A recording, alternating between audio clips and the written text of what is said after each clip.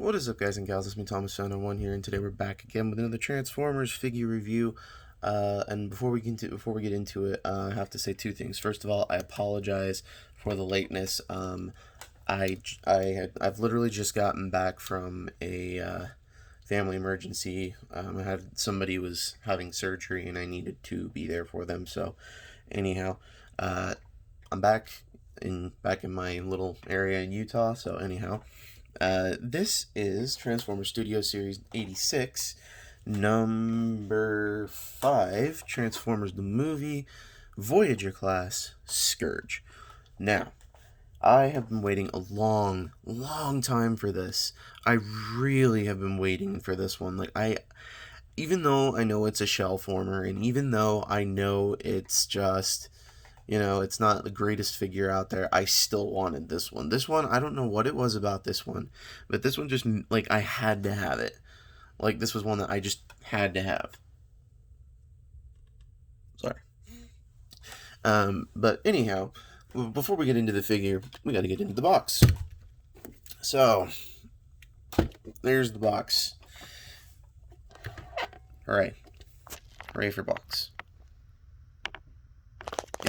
And on the back sides, obviously, you got all that and all this stuff and things. We'll get into the display board piece in here at the end, because this one looks really nice. I like this one. This one's actually one that I wouldn't mind using. But anyhow, back to Scourge. He does come with a couple accessories. The first one being a gun, which... hold on. Sorry, there, stay there. The first one being a gun, which is cast in a dark blue plastic, which doesn't look half bad. I mean, it's a little hollow, but then again, it's not that bad. And he does come with an effects part. I finally got another one. Finally got another effects part. And it does tab in onto the gun here, and that's the way it looks, right? And this is compatible with pretty much every other figure that can have the effects part pieces. Like this is Cyclonus's gun, so yeah. Anyhow, these accessories off to the side. We're gonna get into a scale comparison, and so this is my new scaling and comparison. Okay. So what I have here is a Legends class, which at this point it's just that's just the core class Rat Trap. We've got core class Rat Trap as the Legends scale. We've got Thrilling 30s RC as the deluxe, Hot Rod as the stand-in comparison for something like a I want to say something like a larger deluxe class, I'll say. Starscream is the comparison here. Siege Starscream, to be specific. Siege Starscream is the Voyager.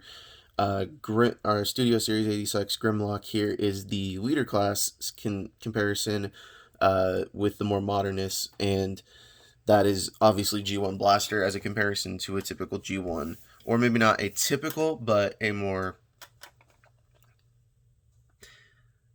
how shall I say this correctly? Let's just put it as G1, as a more G1 character. We'll just put it that way. So, anyhow. But the other comparison we're going to be doing here today is with his buddy Cyclonus.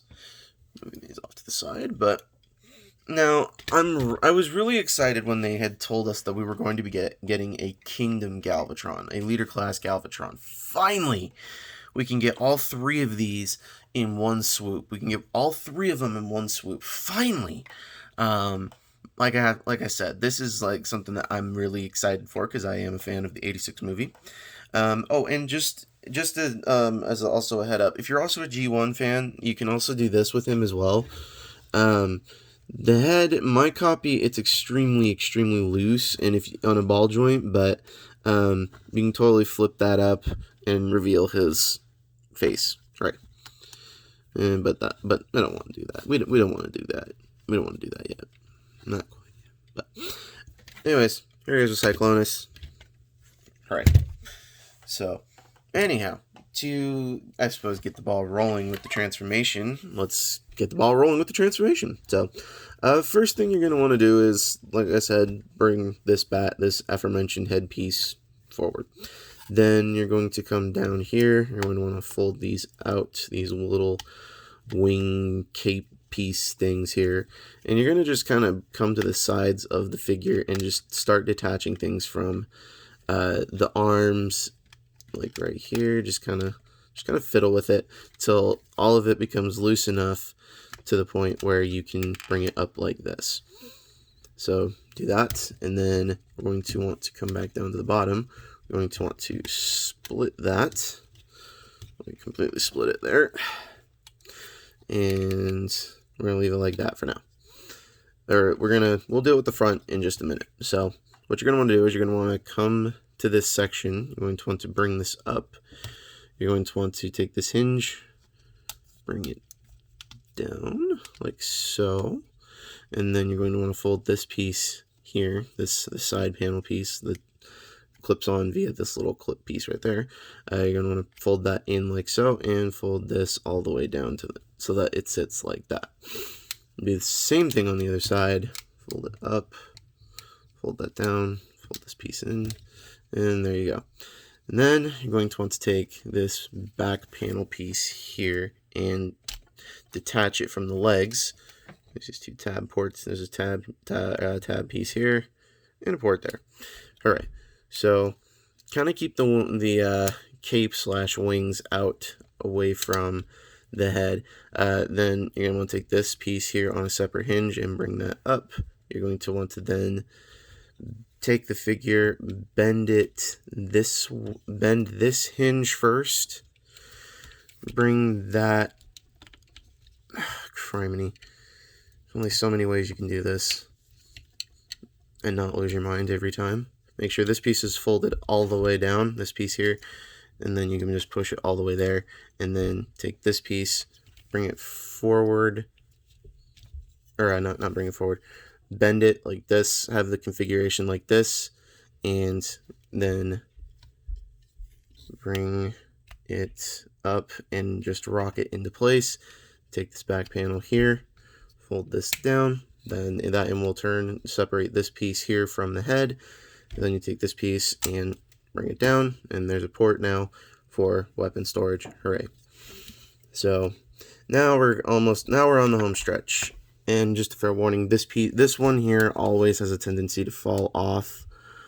On my copy, the figure's joints here are very, very loose, and the plastic that they used is extremely, extremely thin. So be careful for stress marks here, at least on, I don't know if this is with every single copy, but at least on my copy, this piece here completely is just like, I don't even know what to do with it because it's really stressed out. I'm only doing this for the review, and then he's going to be staying in robot mode for a while. So then what you're going to do with the cape section, you're going to want to take these ports here on the figure right there and put them onto the side like that. So bring it like that, and then it will just sit like this. And do the same thing on the other side. Bring it up, push it in, leave it there. All right, now we're on the final stretch here. Now what we're going to want to do is we're going to untab these arms, and these tabs are actually pretty neat.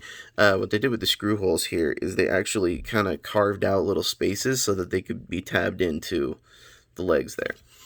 So I thought that was pretty nifty. But do this, bring it up, make sure it clicks in, and then bring the arm down, make sure everything sits flush with the arm, and do the same thing on the other side. Untab.